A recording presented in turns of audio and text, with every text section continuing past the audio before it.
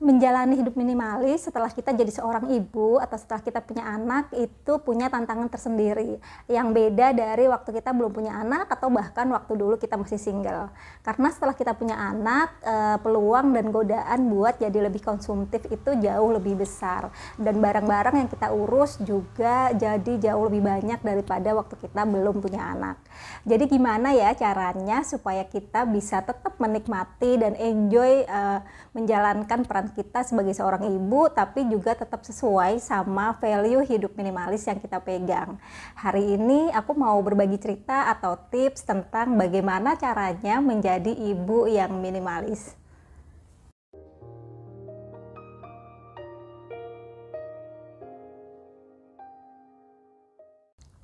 Hai, halo, ketemu lagi sama aku Liz.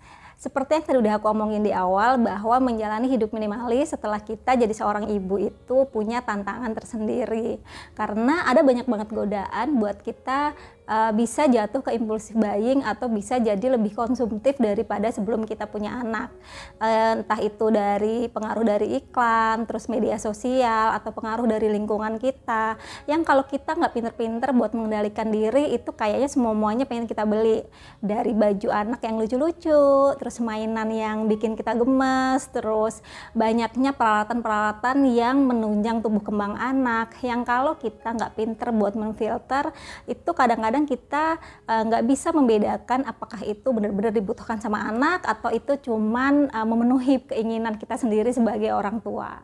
Selain itu, dengan adanya anak, biasanya rumah itu juga jadi lebih gampang berantakan, apalagi kalau anaknya itu udah masuk ke usia toddler atau udah mulai main dan ngegerabak ke sana sini. Terus barang-barang yang kita urusin di rumah juga jadi jauh lebih banyak, entah itu barang-barang yang kita beli sendiri atau dibeli sama pasangan kita, atau juga barang-barang dari luar. Kalau dulu waktu belum punya anak, itu kan barang yang kita urus cuman barang kita sendiri atau barang pasangan kita.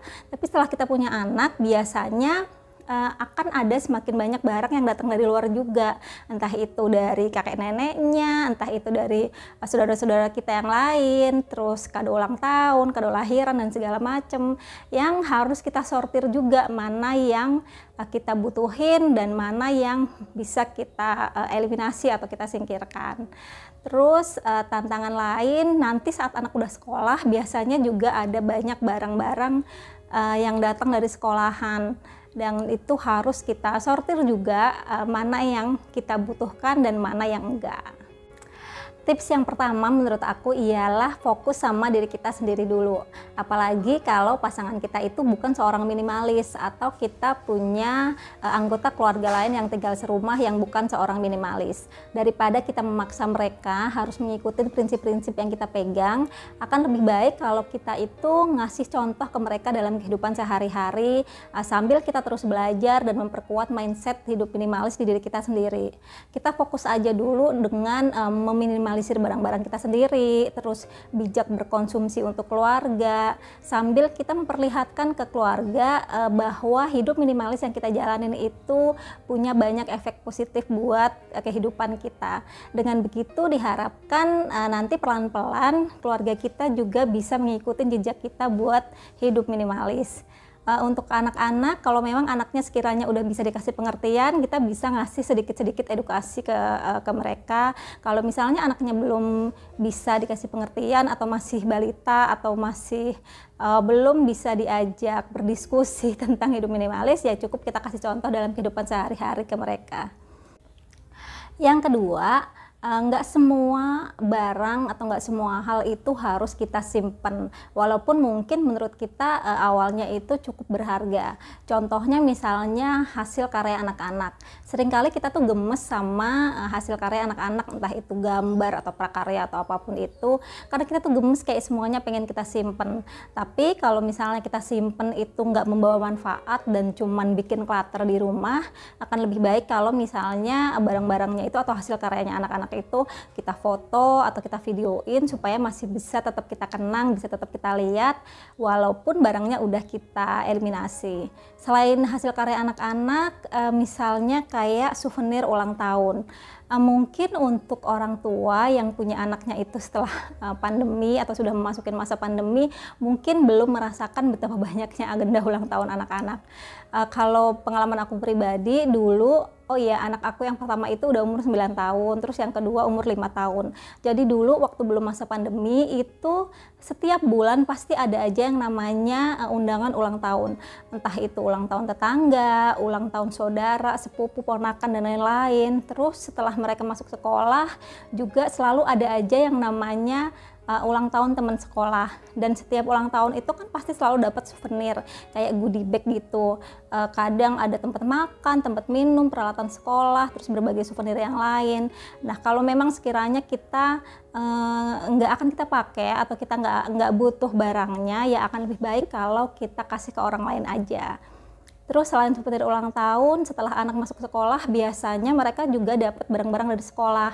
Entah souvenir dari kegiatan, souvenir saat mereka kenaikan kelas, terus kayak surat-surat pemberitahuan dari sekolah yang kalau misalnya udah selesai ya langsung kita declutter. Terus misalnya berbagai sertifikat-sertifikat kepesertaan mereka dalam kegiatan sekolah, itu menurut aku juga nggak begitu penting buat disimpan. Kayak misalnya nih di sekolah ada kegiatan mewarnai yang disponsorin oleh produk tertentu gitu. Biasanya itu anak-anak tuh dapat sertifikat kepesertaan mengikuti kegiatan ini gitu. Menurut aku pribadi itu nggak penting juga buat disimpan karena buat cari kerja juga nggak bisa, terus atau misalnya buat mendukung mereka saat mereka masuk ke pendidikan yang lebih tinggi juga itu nggak kepake juga. Kayak misalnya mungkin ada yang anaknya pernah ikut kegiatan kayak pizza maker junior misalnya gitu, itu kan dapat sertifikat juga tuh. Nah, kalau menurut aku sertifikat kayak gitu itu langsung aku declutter karena nggak akan kepake dan nggak penting juga. Dan anak-anak biasanya juga udah lupa, kalau misalnya udah pulang juga nggak nanyain juga, terus mereka juga nggak mementingkan lah, nggak menganggap penting sertifikat itu. Nah, itu biasanya langsung aku singkirin. Atau barang-barang souvenir kegiatan dan lain-lain yang memang nggak dipakai, itu kalau misalnya akan lebih bermanfaat untuk dikasih ke orang, ya lebih baik dikasih ke orang, nggak usah disimpan juga.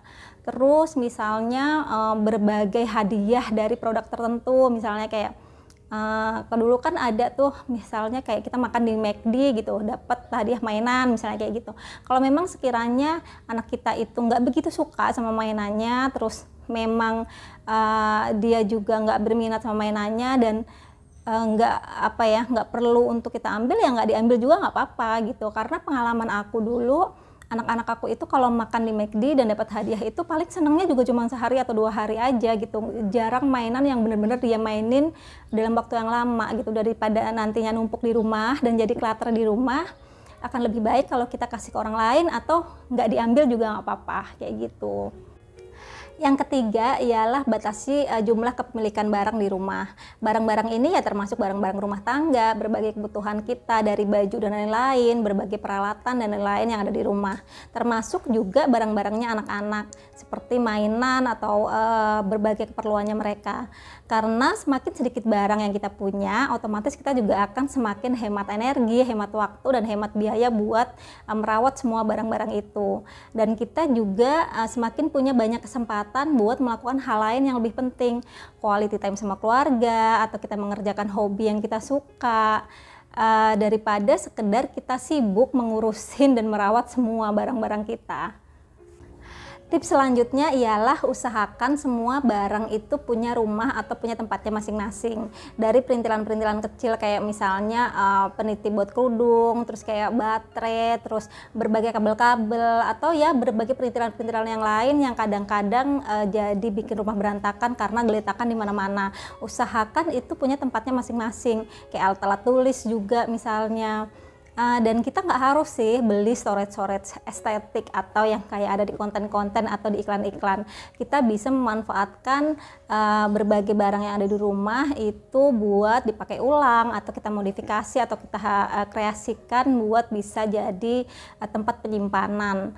Yang penting semuanya punya tempat, nggak berantakan, dan kita bisa mendidik anak-anak kita buat kalau habis dipakai ya langsung dibalikin ke tempatnya gitu loh.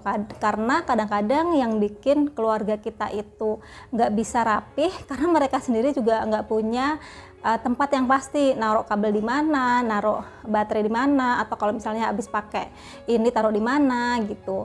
Jadi usahakan buat setiap barang itu punya tempatnya masing-masing kayak gitu. Tips selanjutnya, nggak semua barang itu harus kita beli. Yang sekiranya bisa untuk nggak dibeli atau kita bisa memaksimalkan barang yang ada di rumah yang udah kita punya, ya nggak perlu beli. Kayak contohnya yang tadi udah aku sebutin, misalnya storage atau tempat penyimpanan barang. Kalau memang masih ada barang di rumah yang bisa kita pakai atau bisa kita kreasikan, ya nggak apa-apa, pakai barang yang ada di rumah. Terus kayak misalnya bajunya anak-anak. Contohnya aku ya, suami aku itu bungsu dari 5 bersaudara.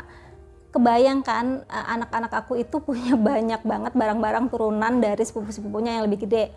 Dari baju, mainan, terus ya berbagai peralatan yang lain. Itu banyak banget dapat turunan dari atas, dari saudara-saudara yang lebih gede. Dan kalau memang itu jumlahnya mencukupi dan aku nggak perlu beli baju yang baru untuk baju sehari-harinya mereka, ya aku nggak beli juga gitu. Karena prinsip aku beli sesuatu itu memang karena butuh, bukan cuman karena pengen aja gitu loh. Kalau memang jumlahnya memenuhi dan masih layak untuk mereka pakai dan mereka juga nyaman makainya, ya ngapain harus beli.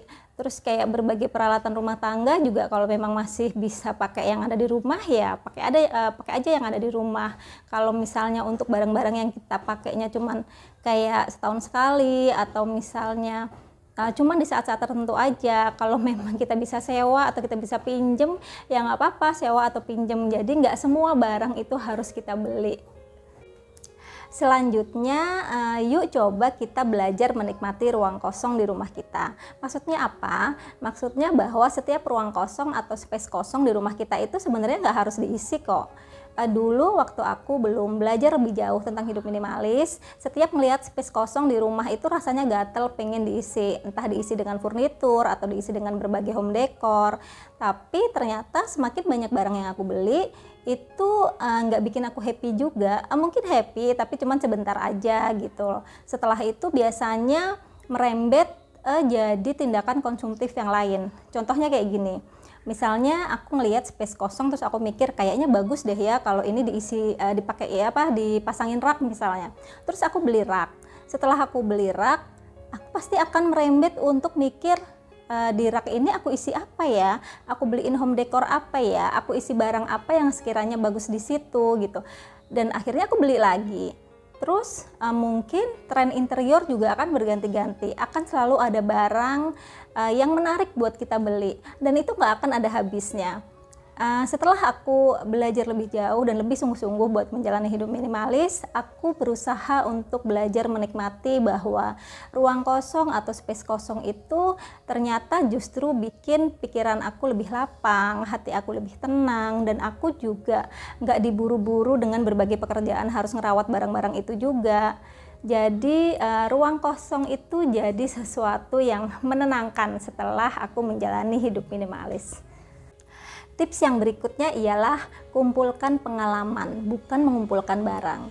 Pengalaman ini adalah sesuatu yang akan diingat oleh kita dan juga anak-anak kita dan juga pasangan kita dalam jangka waktu yang lama, daripada barang-barang yang sebenarnya punya umur tertentu. Dan kebahagiaan yang dikasih barang itu biasanya juga nggak lama, ada batas waktunya. Dan barang juga kan akan bisa rusak, akan bisa tergantikan sama barang yang lain. Tapi kalau pengalaman, quality time, hal-hal yang menyenangkan dan membahagiakan kita, insya Allah itu akan lebih diingat sampai mereka dewasa, anak-anak kita dewasa, atau saat kita dan pasangan bertumbuh semakin tua. Jadi sebisa mungkin kita lebih banyak mengumpulkan pengalaman yang indah daripada barang-barang yang indah. Tips yang terakhir ini adalah tips yang sangat penting, yaitu disiplin dan konsisten. Karena memang hidup minimalis itu bukan cuma sekedar tren yang kita jalanin karena memang lagi tren atau lagi banyak dibahas dan diomongin sama banyak orang. Tapi hidup minimalis adalah cara hidup yang kita pilih dengan penuh kesadaran dan insya Allah akan kita jalankan sepanjang hidup kita. Bahkan pengen kita wariskan ke anak-anak kita dan juga kita tularkan ke orang lain. Akan ada banyak godaan, akan ada banyak pengaruh dari luar sana yang mungkin bisa menghilangkan motivasi kita di tengah jalan. Karena kita hidup di tengah masyarakat yang sangat konsumtif dan menganggap penampilan kita atau apa yang kita punya itu mewakili status sosial kita. Jadi kalau kita nggak disiplin dan kita nggak konsisten, nggak mau terus belajar dan mengupgrade rasa syukur kita terhadap hidup kita, ya kita nggak akan bisa benar-benar merasakan benefit dari hidup minimalis itu. Jadi memang dibutuhkan konsistensi dan juga kedisiplinan. Oke, itu tadi beberapa tips yang aku share tentang bagaimana caranya menjadi ibu yang minimalis. Mungkin itu tadi cuma sebagian kecil aja ya dari yang aku praktekkan dalam kehidupan sehari-hari. Teman-teman juga bisa berbagi, bisa sharing tentang bagaimana pengalaman kalian menjalankan peran seorang ibu yang minimalis. Bisa di kolom komen atau kalian juga bisa berbagi tips di Instagram aku @minimalis. Siapa tahu sharingan kalian atau tips-tips yang kalian bagi itu bisa menginspirasi buat banyak orang. Terima kasih udah nonton sampai selesai, semoga bermanfaat.